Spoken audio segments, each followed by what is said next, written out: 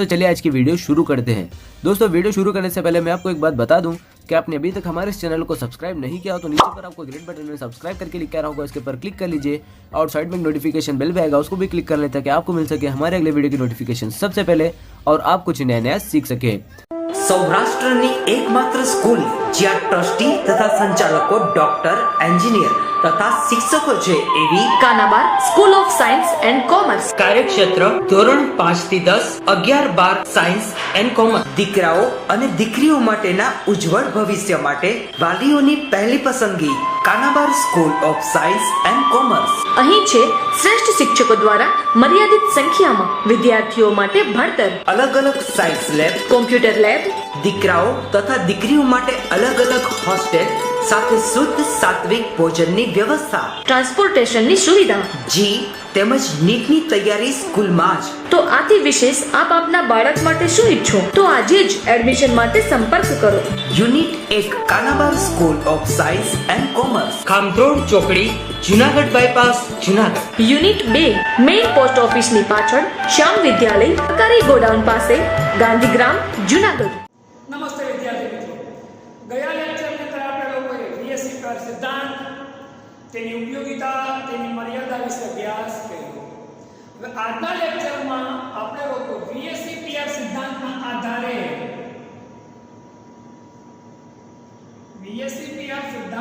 આધારે અણુઓના આકાર વિશેની આપણે સમજ મેળવવાની છે। આ થોડો અગત્યનો ટોપિક છે, આગળ અભ્યાસમાં ઉપયોગી છે।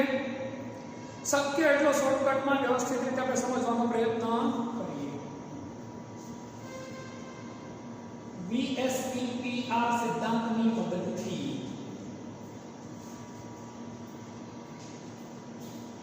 અણુનો આકાર નક્કી કરવો।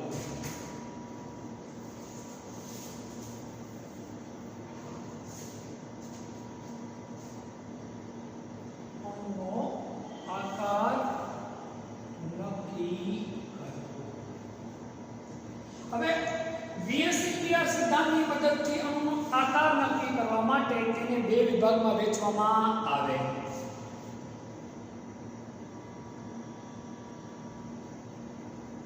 આ સિદ્ધાંતની મદદથી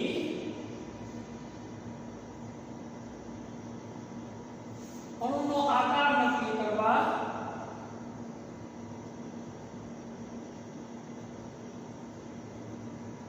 તેને બે વિભાગમાં વહેંચવામાં આવે। કેટલા વિભાગમાં વહેંચવામાં આવે? બે વિભાગમાં।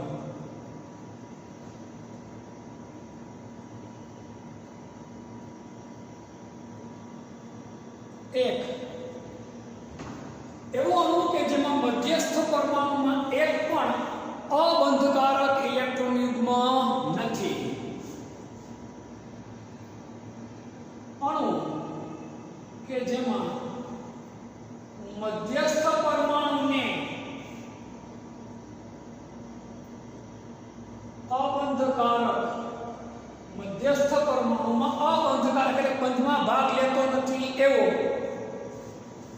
કારક ઇલેક્ટ્રોન યુગ્મ ન હોય। અને બીજો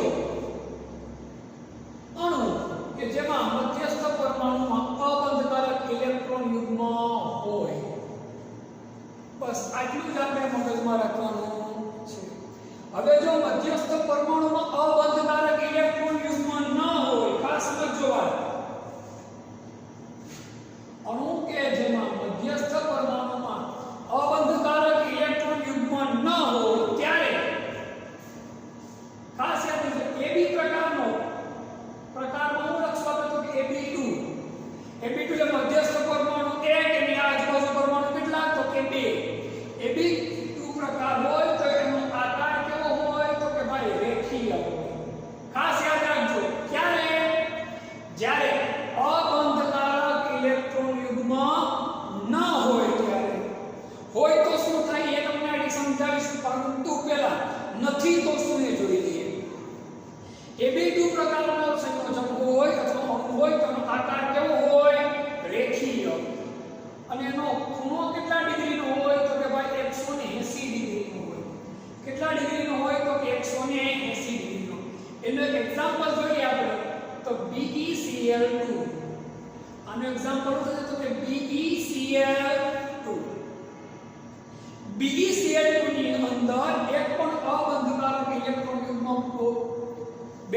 પાસે નથી. આકાર કેવો થાય? રેખીય. ખૂણો કેટલાનો બને? 180 ડિગ્રીનો. AB3 પ્રકારનો. AB3 એટલે મધ્યસ્થ પરમાણુ 1. આજુબાજુમાં કેટલા પરમાણુ? તો કે 3. કેટલા? 3. તો આનો આકાર કેવો હોય? તો કે ભાઈ સમતલીય સમત્રિકોણીય. સમતલીય સમત્રિકોણીય. આનો આકાર કેવો બને? તો કે ભાઈ સમતલીય સમત્રિકોણીય આકાર બને છે. સમતલીય સમત્રિકોણાકાર બને. એક સેકન્ડ જરા નેક્સ્ટ સ્ટેપ કરીએ છીએ. આપણે આમ લઈએ ખૂણો 180 ડિગ્રી. ઉદાહરણ હું તો કે ભાઈ BeCl2. હું ઉદાહરણ તો આપું તો કે ભાઈ BeCl2 તમામ થશે. BE ને બદલે આપણે A લખીએ. B મધ્યસ્થ પરમાણુની આસપાસ એક પણ અબંધકારક ઇલેક્ટ્રોન યુગ્મ નથી. આનો આકાર રેખીય છે. હવે AB3 પ્રકારનો પરમાણુ હોય. AB3 પ્રકારનો પરમાણુનો અર્થ શું ભાઈ? કે મધ્યસ્થ પરમાણુ કે એની આસપાસ કેટલા પરમાણુ? તો કે 3. કેટલા? 3. એનો ખૂણો કેટલાનો બને? તો કે 120 ડિગ્રીનો બને. કેટલાનો બને? તો કે ભાઈ 120 ડિગ્રીનો બને. કેટલાનો બને? 120 ડિગ્રીનું બને. એક્ઝામ્પલ છે તો કે PF3. બોરોન ટ્રાઇફ્લોરાઇડ. આનો આકાર આ પ્રકારનો છે.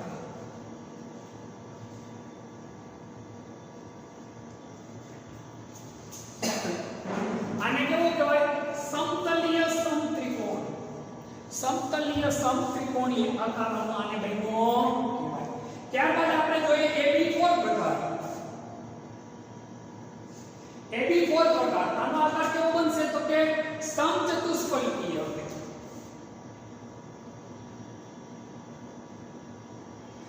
મગજમારા AB4 નો અર્થ શું? તો કે મધ્યસ્થ પરમાણુ એક એની આજુબાજુમાં કેટલા પરમાણુ? તો કે ભાઈ 4.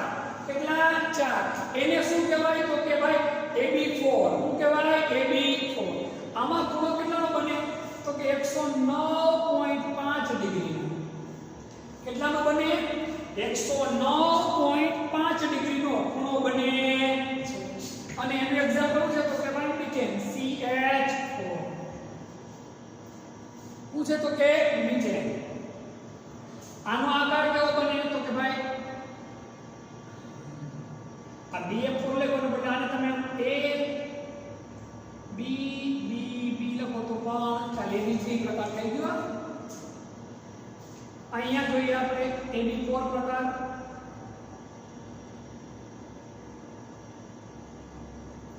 આ ખરેખર 3 ડાયમેન્શન આકૃતિ બને છે. આકૃતિ કેવી હોય બતાવો તો કે ભાઈ 3 ડાયમેન્શન. કેવી? તો કે ભાઈ 3 ડાયમેન્શન આકૃતિ હોય છે.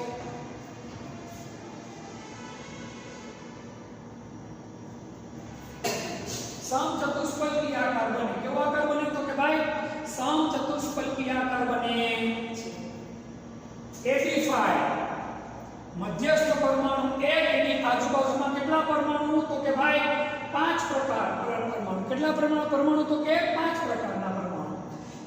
એક સરખા હોય તો પણ ચાલે, કે અલગ અલગ હોય તો પણ ચાલે. આનો આકાર કેવો બનશે? તો કે ત્રિકોણીય દ્વિપિરામિડલ. ત્રિકોણીય દ્વિપિરામિડલ. આના ખૂણાનું માપ નહીં જોશું, કારણ કે એમાં અલગ અલગ પ્રકારના એંગલ બને. એક 90 નો બને, એક 120 નો બનતો હોય. એટલે એના માટે આપણે વધારે મોટું જવાબ કરવાની જરૂર નથી. એનું એક્ઝામ્પલ છે PCl5. શું છે એક્ઝામ્પલ? તો કે ભાઈ PCl5 ફોસ્ફરસ પેન્ટાક્લોરાઇડ. શું? તો કે ફોસ્ફરસ પેન્ટાક્લોરાઇડ. આકાર તમે આમ આપી શકો.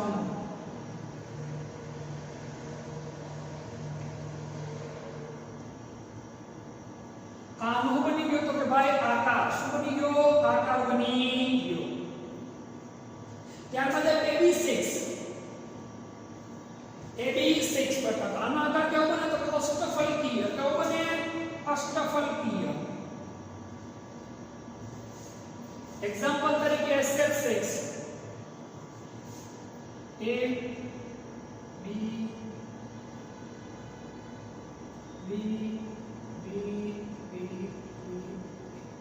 પણ યાદ રાખજો મેં તમને આ જે એક્ઝામ્પલ આપ્યા છે ને આ આકાર કીધા છે ને તમને લોકોને એ કોના માટે કીધા છે મેં મધ્યસ્થ પરમાણુમાં અબંધકારક ઇલેક્ટ્રોન યુગ્મ ન હોય ખાસ મગજમાં રાખજો તમારે એટલું યાદ રાખવાનું મધ્યસ્થ પરમાણુમાં અબંધકારક એટલે બંધમાં ભાગ લેતા નથી એવો ઇલેક્ટ્રોન ન હોય તો Ab2 પ્રકારનો આકાર કેવો હોય રેખીય Ab3 હોય તો સમતલીય સમત્રિકોણીય Ab4 હોય તો સમચતુષ્ફલકીય Ab5 હોય તો ત્રિકોણીય દ્વિપિરામિડલ Ab6 હોય તો અષ્ટફલકીય આકાર હોય છે હવે મગજમાં પ્રશ્ન ઊભો થાય કે સર અબંધકારક ઇલેક્ટ્રોન યુગ્મ હોય તો ખૂણાના માપમાં અને આકારમાં બધાયમાં શું આવી જાય ફરક આવી જાય કેટલો ફરક આવે શું કામ આવે એ માહિતી VACP આ સિદ્ધાંત સંપૂર્ણ રીતે સમજાવી શકતો નથી એની શું છે મર્યાદા શું છે મર્યાદા આપણે ગયા લેક્ચરમાં મર્યાદા ભણ્યા હતા તે ત્યાં આવે કે ભાઈ અબંધકારક ઇલેક્ટ્રોન યુગ્મના કારણે કેટલો ખૂણો ઘટે આકારમાં શું ફેરફાર થાય એની સંપૂર્ણ સમજ એના દ્વારા મળતી નથી હવે આપણે એક પોઈન્ટ જોવાનું છે કે ભાઈ આ Ab2 પ્રકાર Ab3 હોય Ab4 હોય Ab5 હોય કે Ab6 હોય પણ એનો આકાર બદલાવા ખૂણાના માપ બદલાવા શું કામ અબંધકારક ઇલેક્ટ્રોન યુગ્મની હાજરીના કારણ કે જે બંધમાં ભાગ નથી લેતા એવા જે ઇલેક્ટ્રોન યુગ્મ હોય એનું અપાકર્ષણ કેવું હોય તો કે ઘણું બધું વધારે એનું વધુ અપાકર્ષણ હોવાના લીધે એ ધક્કો મારે એટલે આકારમાં શું આવે ફેરફાર શું આવે ફેરફાર બસની અંદર આપણે 3 જણા બેઠા હોય 3ની સીટ હોય ત્રણે એક સરખી બોડીવાળા વીક બોડીવાળા બેઠા હોય તો પ્રશ્ન ઊભો થાય નહીં વચમાં કોઈ એક બાજુ થોડુંક વધુ હેવી બોડીવાળી વ્યક્તિને બેસી જાય એટલે બીજાએ શું થવું પડે સંકોચાવવું પડે કારણ એનું બોડી કેવું છે વધારે અહીંયા બોડી નહીં અહીંયા શું વધારે છે તો કે ભાઈ અપાકર્ષણ એના કારણે આપણે બસમાં કેમ ઘણી વાર સંકોચાઈને બેસી જવું પડે આ બંને સાઈડ કોઈ હેવી બોડીવાળા બેઠા હોય તો આપણે દબાણ અનુભવવું પણ આવે આપણી ઉપર એવી રીતે આમાં અણુના આકારમાં શું થાય તો કે ફેરફાર થાય શું ફેરફાર થાય હવે આપણે આનો અભ્યાસ સરખી રીતે કરવાનો છે આ સ્ક્રીનશોટ લઈ લો તો આ પ્રકાર અને આકાર અને આ ખૂણાના માપ 3 વસ્તુ વધુ કામની સ્ક્રીનશોટ લઈ લો આ વસ્તુ આપણા મગજમાં રહેવી જ જોઈએ હવે મધ્યસ્થ પરમાણુમાં અબંધકારક ઇલેક્ટ્રોન યુગ્મ હોય તો શું એ જોઈ લઈએ આપણે મધ્યસ્થ પરમાણુમાં અબંધકારક ઇલેક્ટ્રોન યુગ્મ હોય તો શું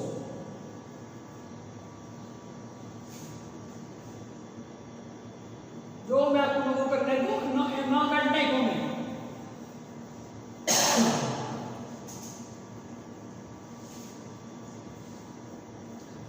આ સમજાય તો તમને આવડી જાય તો હવે જે સમજાવીશું બેટા એ તમને તરત જ આવડી જશે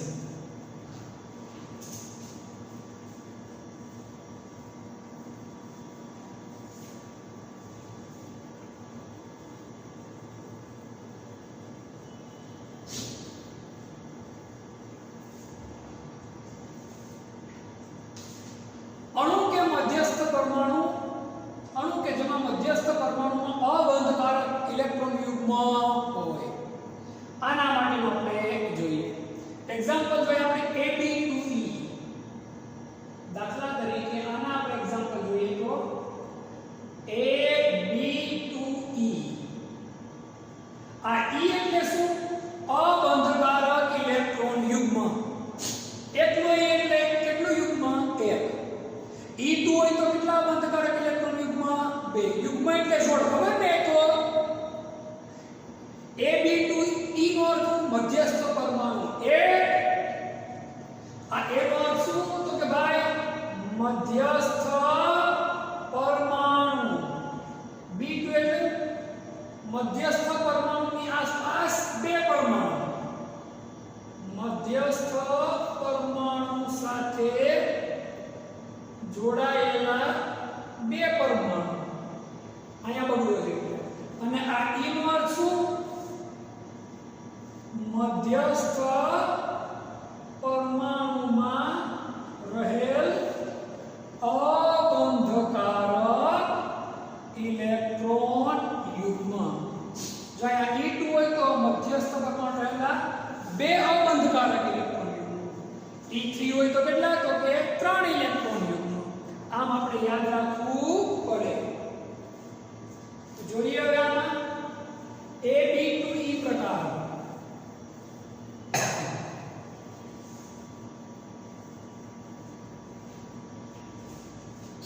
પ્રકાર જોઈએ કયો પ્રકાર જોઈએ તો કે ભાઈ AB2E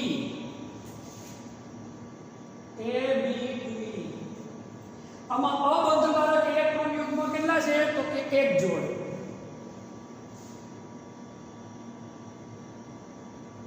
એક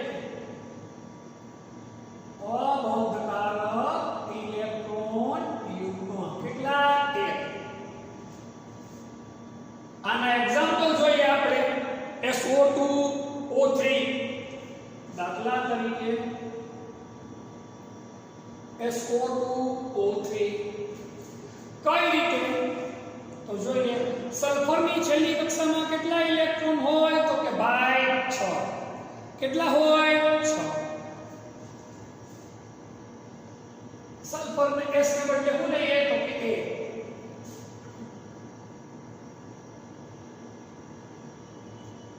B કોને બદલે લેશું તો કે ઓક્સિજન ને બદલે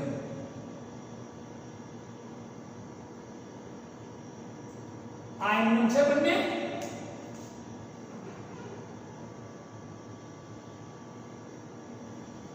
આ જે બનાવ્યું આવું છે અબંધકારક ઇલેક્ટ્રોન યુગ્મ જો બેટા અબંધકારક ઇલેક્ટ્રોન યુગ્મ ન હોય તો આનો આકાર વળેલો હોય નહીં આનો આકાર વળેલો હોય ને કેવો થઈ જાય રેખીય આનો આકાર કેવો છે ત્યારે વળેલો હું કામ આ જે અબંધકારક ઇલેક્ટ્રોન યુગ્મ છે એનું અપાકર્ષણ કેવું છે તો કે વધારે એટલે એ ધક્કો મારે આમ ઊભું છે ધક્કો લાગે એટલે ક્યાં જાય ઉપરથી દબાણ આવે એટલે આ ક્યાં જવા માંડે આમ નીચે એટલે આકાર કેવો થઈ જાય આનો વળેલો કેવો આકાર થઈ જાય તો કે ભાઈ વળેલો આકાર થઈ જાય છે આકાર કેવો થઈ જાય તો કે ભાઈ વળેલો આનો આકાર થઈ જાય છે ફરીવાર AB2E પ્રકાર કેવો પ્રકાર AB2E એટલે કે એક અબંધકારક શું છે ઇલેક્ટ્રોન યુગ્મ અબંધકારક ઇલેક્ટ્રોન યુગ્મ કેટલા છે તો કે ભાઈ એક કેટલા એક અબંધકારક ઇલેક્ટ્રોન યુગ્મ એક છે દાખલા તરીકે SO2 અને O3 અબંધકારક ઇલેક્ટ્રોન યુગ્મ એક હોવાના કારણે આકાર કેવો થઈ જાય તો કે ભાઈ વળેલો કેવો થઈ જાય વળેલો અહીંયા ખૂણો કેટલાનો થાય તો કે ભાઈ 120 નો નહીં પણ ખૂણો કેટલાનો થશે તો કે ભાઈ 119.5 ડિગ્રીનો ખૂણો 120 ને બદલે કેટલાનો થાય અહીંયા ખૂણો 120 ડિગ્રી ને બદલે 119.5 ડિગ્રી થાય ખૂણો 120 ડિગ્રી ને બદલે કેટલા ડિગ્રીનો થાય 119.5 ડિગ્રી એટલે ખૂણો શું થાય ઘટે એનું કારણ શું અબંધકારક ઇલેક્ટ્રોન યુગ્મ કારણ કે અબંધકારક ઇલેક્ટ્રોન યુગ્મની હાજરીના લીધે કોના લીધે તો કે ભાઈ અબંધકારક ઇલેક્ટ્રોન યુગ્મની હાજરીના લીધે હજી એક જો એક્ઝામ્પલ આપણે AB3E આનો અર્થ શું મધ્યસ્થ પરમાણુ એક એની આજુબાજુ કેટલા પરમાણુ 3 અને એક શું છે અબંધકારક ઇલેક્ટ્રોન યુગ્મ શું છે અબંધકારક ઇલેક્ટ્રોન યુગ્મ આનું એક્ઝામ્પલ તમને લોકોને આપું તો હું આપું તો કે ભાઈ NH3 શું તો કે NH3 એટલે એમોનિયા એની મધ્યસ્થ પરમાણુ તરીકે લઈ લઈએ આપણે હાઇડ્રોજન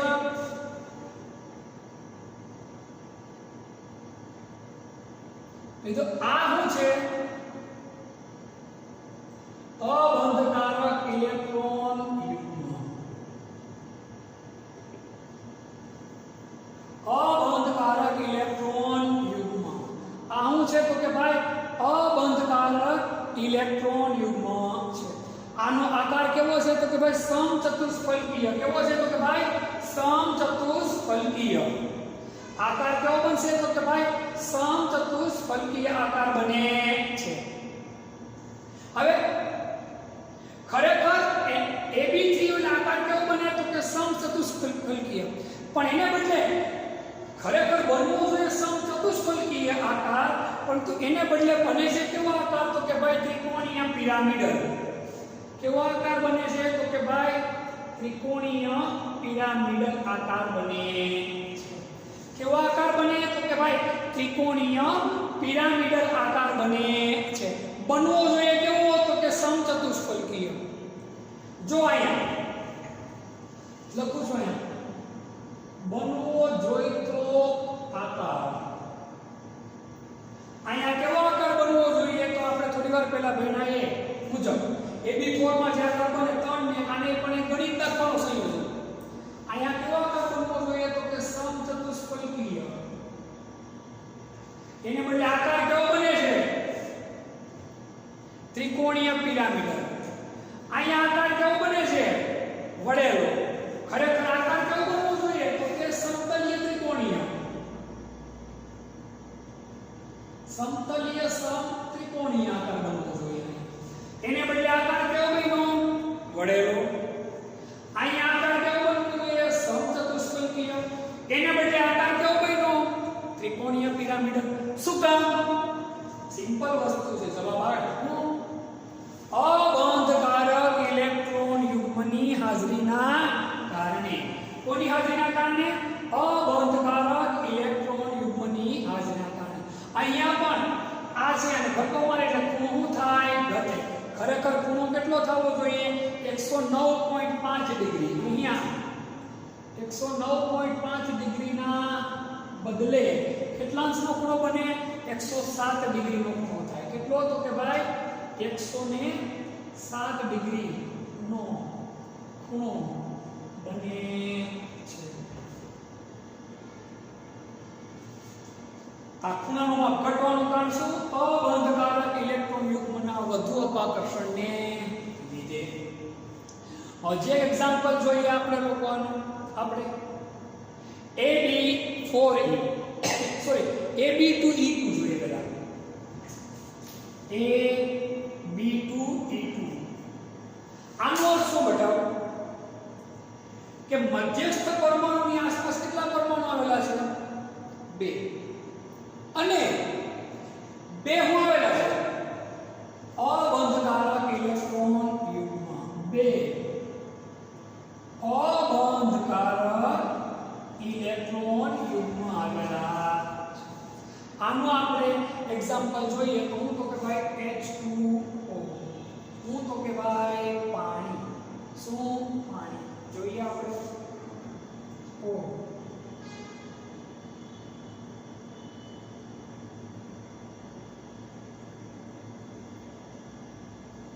આ છે અબંધકારક ઇલેક્ટ્રોન યુગ્મ તો કે અહીંયા બે જોડ છે જેનું અપાકર્ષણ કેવું હોય આના કરતા પણ વધારે એટલે વધુ કરશે દબાવે આનો આકાર કેવો હોય છે તો કે ભાઈ વળેલો કેવો આકાર હોય છે વળેલો ખરેખર આકાર કેવો હોવો જોઈએ તો કે ભાઈ સમચતુષ્ફલકીય કેવો આકાર હોવો જોઈએ સમચતુષ્ફલકીયના જેવો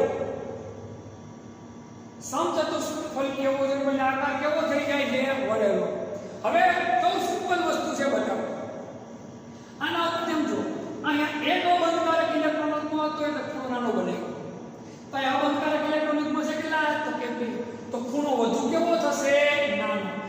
109.5 ડિગ્રી સેલ્સિયસ ને બદલે 109.5 ડિગ્રી ને બદલે કેટલો બનશે તો કે ભાઈ 104.5 ડિગ્રી બને. ખૂણો કેટલો થાય 104.5 ડિગ્રી બને છે. કેટલા ડિગ્રી બને તો કે 104.5 ડિગ્રીનો બને છે. આ એટલા માટે આપણે સમજવાની વસ્તુ જરૂર છે કારણ કે અબંધકારક ઇલેક્ટ્રોન યુગ્મની સંખ્યા વધે એટલે ખૂણાને શું થાય તો કે ખૂણાનું મૂલ્ય શું થાય ઘટે. કારણ કે અહીં શું લાગે અપાકર્ષણ આવે વધારે બંને તરફથી અપાકર્ષણ લાગે એટલા માટે આ વસ્તુ વધારે અગત્યની છે. આનો સ્ક્રીનશોટ લઈ લો. પછી હજી આમાં બે પ્રકાર છે તમને મારે સમજાવવા પડે છે એટલામાં પૂરું થશે નહીં. સ્ક્રીનશોટ આમાં તમે લઈ લો.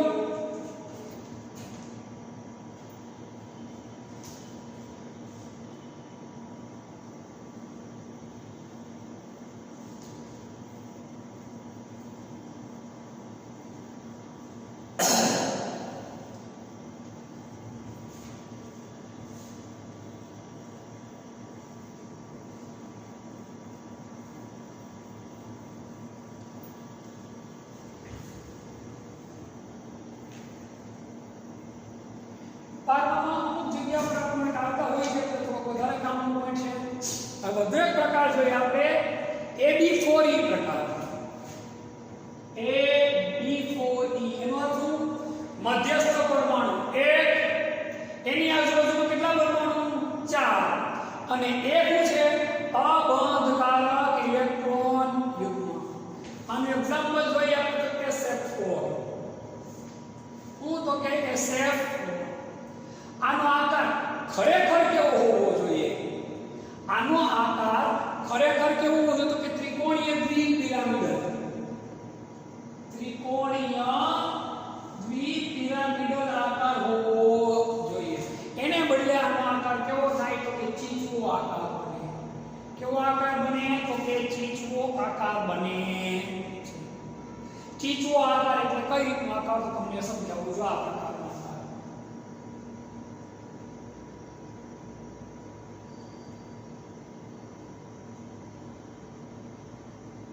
આ પ્રકારનો આને કયો આકાર કહેવાય તો કે ચીચવો આકાર. આને બદલે તમે આ પ્રકારનો પણ આનો આકાર બનાવી શકો. આ ચીચવો આકાર છે. આ કયો આકાર છે તો કે ભાઈ ચીચવો આકાર. કયો થયો? ચીચવો આકાર. બીજો આ પ્રકારનો પણ તમે આકાર બનાવી શકો.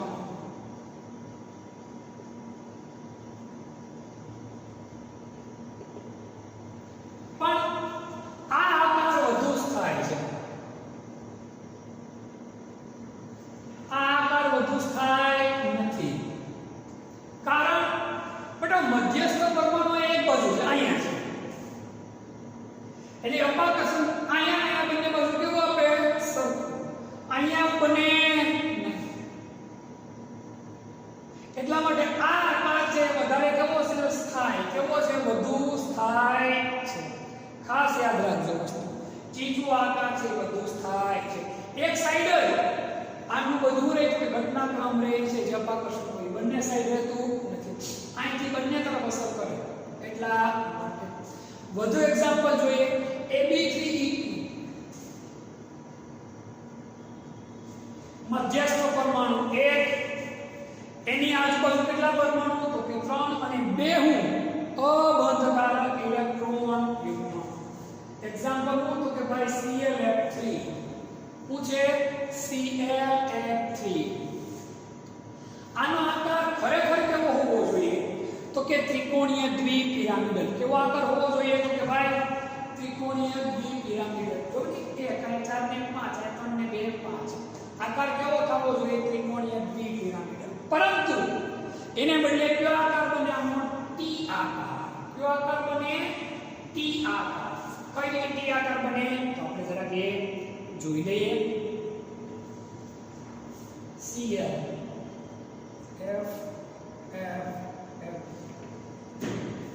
આનો બીજો પણ તમે આકાર બનાવી શકો આ રીતે Cl F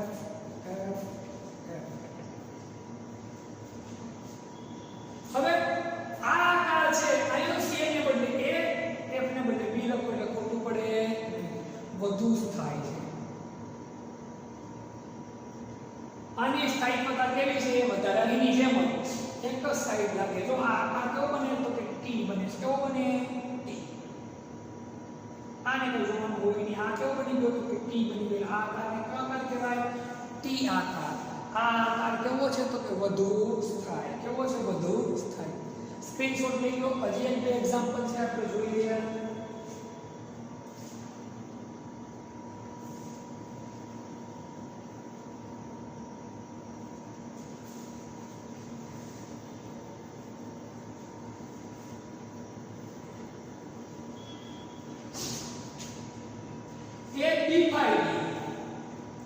શું આવશે તો કે ભાઈ AB5E. આનું એક્ઝામ્પલ છે BRF5.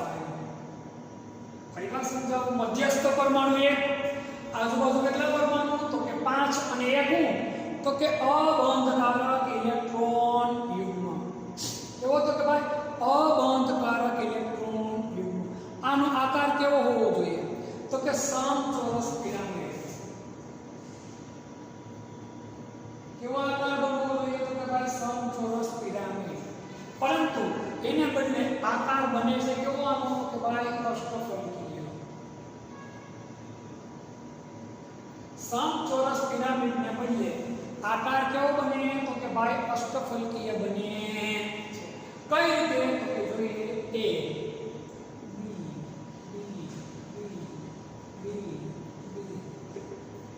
થઈ ગયો મધ્યસ્થ પરમાણુ.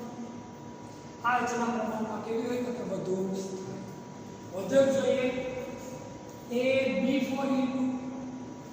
આનો આકાર પણ ખરેખર કેવો હોવો જોઈએ તો કે ભાઈ સમતલીય ચોરસ. કેવો આકાર હોવો જોઈએ તો કે સમતલીય ચોરસ. આનું એક્ઝામ્પલ જોઈએ આપણે XeF4. મધ્યસ્થ પરમાણુ એક, એની આજુબાજુ પરમાણુ કેટલા? 4 અને બે હું છે અબંધકારક ઇલેક્ટ્રોન યુગ્મ.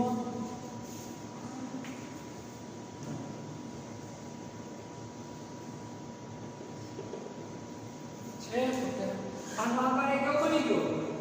અષ્ટફલકીય આકાર બની. આવા આકાર આપણને થોડો ઘણો ખ્યાલ હોવો જોઈએ.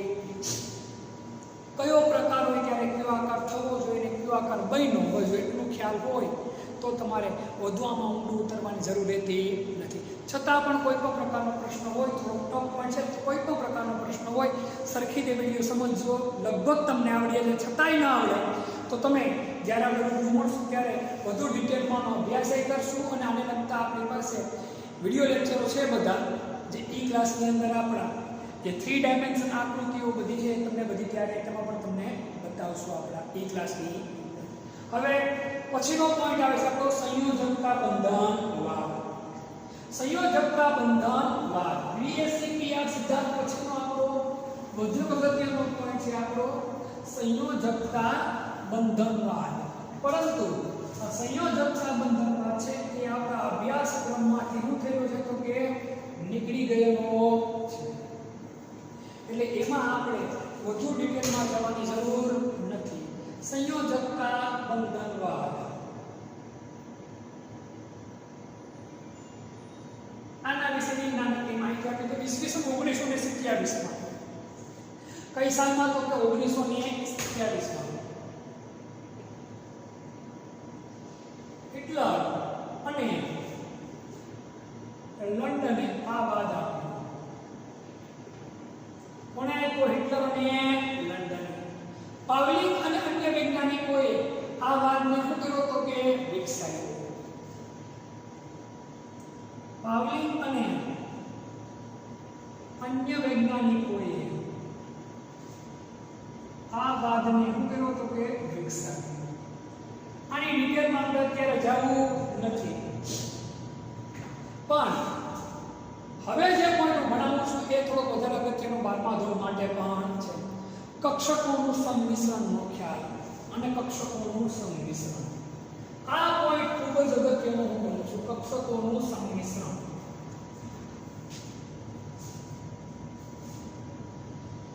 કક્ષકોનું સંમિશ્રણ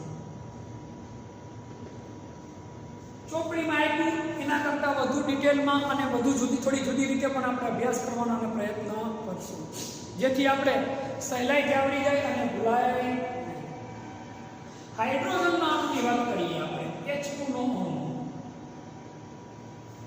તો હાઇડ્રોજનના અણુમાં બે હાઇડ્રોજનના પરમાણુ એકબીજાની કેવા હોય તો ખૂબ જ નજીકની કક્ષક હોય તો એકબીજામાં શું થાય? ઓવરલેપ થાય. ઓવરલેપ થાય એટલે એકબીજાનું જે આચ્છાદન પામે અથવા અડે, એકબીજાને ભેદે, તો એને શું કહેવાય? કક્ષકો ભેગી થાય. તો એને શું થયું કે કર્યું કહેવાય? તમે એનું સંમિશ્રણ કર્યું. આ ખાલી હાઇડ્રોજનના કિસ્સામાં નહીં, ઘણી બધી એવી કક્ષકો છે જે એકબીજા સાથે સંમિશ્રણ પામે. આપણે એના વિશે હવે અભ્યાસ કરવાનો છે કે ભાઈ કક્ષકોના સંમિશ્રણ કઈ રીતે થાય, શું થાય, એના વિશે આપણે જોઈ લઈએ. ખૂબ જ નજીક રહેલી બે કક્ષકો કે જેમની વચ્ચે ઊર્જાનો તફાવત, કોનો તફાવત? ઊર્જાનો. ખાસ તેની વચ્ચે ઊર્જાનો તફાવત નહિવત હોય, નહિવત એટલે એકદમ ઓછો હોય તેવી કક્ષકો એકબીજા સાથે મિશ્ર થાય એટલે શું થાય? ભેગી થાય. ઊર્જાનો તફાવત કેવો હોય? ઓછો. એકબીજાને કેવા હોય? નજીક. એટલે એવી કક્ષકો એકબીજા સાથે શું થાય? મિશ્ર થાય અથવા તો ભેગી થાય. તેને શું કહેવાય? કક્ષકોનું સંમિશ્રણ કહે છે. શું કહેવાય? કક્ષકોનું સંમિશ્રણ તરીકે ઓળખવામાં આવે. હવે કક્ષકોના સંમિશ્રણના આપણે શું ભણવાના છે? પ્રકારો. શું ભણવાના છે? પ્રકારો. કક્ષકોના સંમિશ્રણના પ્રકારો. કક્ષકોના સંમિશ્રણના પ્રકારો અને સહસંયોજક બંધનો સ્વભાવ. કક્ષકોના સંમિશ્રણના પ્રકારો અને સહસંયોજક બંધનો સ્વભાવ. પહેલા તો બંધ કયા પ્રકારનો આપણે ભણેલા છે? પહેલો બંધ કયો તો કે સિગ્મા બંધ. કયો બંધ? સિગ્મા બંધ. યાદ રાખજો, મુખ્ય તમે બે પ્રકારના બંધ ગમે તો સિગ્મા બંધ. આને શું કહેવાય તો કે સિગ્મા. આને કયો બંધ કહેવાય તો કે પાઈ બંધ. સિંગલ બંધ હોય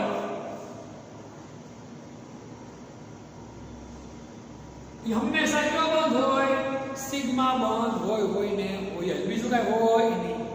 ડબલ બંધ હોય તો એક સિગ્મા એક પાઈ. ટ્રિપલ બંધ હોય તો એક સિગ્મા અને બે પાઈ. ખાસ યાદ રાખજો, સિંગલ બંધ હોય તો હંમેશા કયો બંધ હોય? સિગ્મા બંધ. એનો અર્થ દરેક સંયોજનમાં સિગ્મા બંધ હોય ને હોય જ. ડબલ બંધ હોય તો કયો બંધ? એક સિગ્મા એક પાઈ. ટ્રિપલ બંધ હોય તો બે પાઈ બંધ અને એક સિગ્મા બંધ. યાદ રાખજો, સૌથી પહેલો કયો બંધ તૂટે? પાઈ બંધ તૂટે. ટ્રિપલ બંધ તો પહેલા પાઈ બંધ આ તૂટે, પછી પાઈ બંધ આ તૂટે ને છેલ્લે કયો બંધ તૂટે? સિગ્મા બંધ તૂટે. ખાસ મારી વાત મગજમાં રાખજો, કોઈ પણ સંયોજન હોય એમાં સિગ્મા બંધ આવેલો જ હોય. સહસંયોજક સંયોજનની મુખ્ય ખાસિયત એમાં કયો બંધ હોય? સિગ્મા બંધ હોય ને હોય. જો ડબલ બંધ હોય તો એક સિગ્મા અને એક પાઈ. ટ્રિપલ બંધ હોય તો બે પાઈ અને એક સિગ્મા. સૌથી પહેલા પાઈ બંધ તૂટે, પછી સિગ્મા તૂટે. જો ટ્રિપલ બંધ હોય તો પહેલો પાઈ બંધ તૂટે, બીજો પાઈ બંધ તૂટે અને પછી કયો બંધ તૂટે તો કે ભાઈ સિગ્મા બંધ તૂટે છે. આ ખાસ અગત્યની વાત આપણે મગજમાં રાખવાની થાય છે. હવે આ જે સિગ્મા બંધ કોને કહેવાય જરા જોઈ લઈએ આપણે. આ સહસંયોજક બંધ કક્ષકોના, યાદ રાખજો, આ સહસંયોજક બંધ કક્ષકોના છેડાથી છેડાના સંમિશ્રણથી બને. ખાસ યાદ રાખજો, આ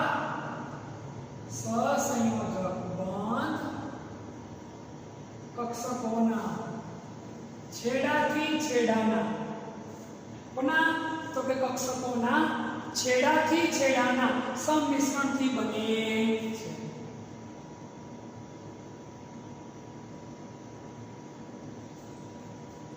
કોનાથી બને? કક્ષકોના છેડાથી છેડાના સંમિશ્રણથી બને છે. આને શીર્ષ ઉપર અથવા તો અક્ષીય સંમિશ્રણ કહે છે. આ સંમિશ્રણને આ રીતે સંમિશ્રણ પામતી કક્ષકોને અક્ષીય સંમિશ્રણ કહે છે. શું કહેવાય? તો કે ભાઈ અક્ષીય સંમિશ્રણ. બીજો કોણ છે? કયો બંધ? તો કે ભાઈ પાયબંધ. કયો બંધ? તો કે પાયબંધ. પાયબંધ વિશે તો આમાં કક્ષકો છે એ એની અક્ષ એકબીજાને કેવી હોય? તો કે સમાંતર. અહીં કક્ષકોની અક્ષ એકબીજાને કેવી હોય? સમાંતર હોય. સિગ્મા બંધના ઉદાહરણ આપણે કે દાખલા તરીકે SS કક્ષકનું સંમિશ્રણ,